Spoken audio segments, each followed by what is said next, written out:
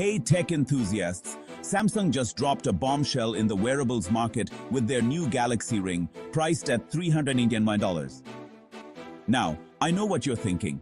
How does that stack up against the Oura Ring, which is $100 cheaper at $299? Well, there's a twist.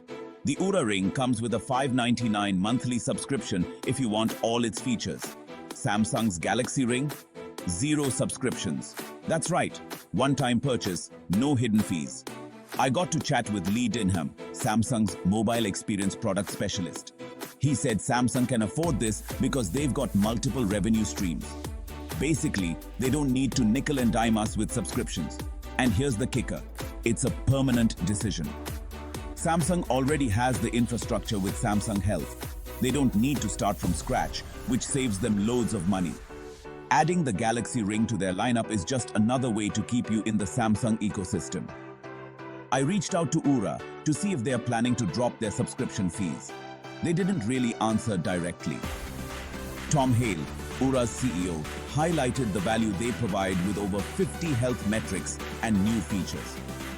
For those wary of another monthly bill, Samsung's no subscription promise is music to their ears.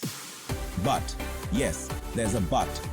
Samsung's Galaxy AI features, like the energy score and wellness tips, are free only until 2025. We don't know what happens after that.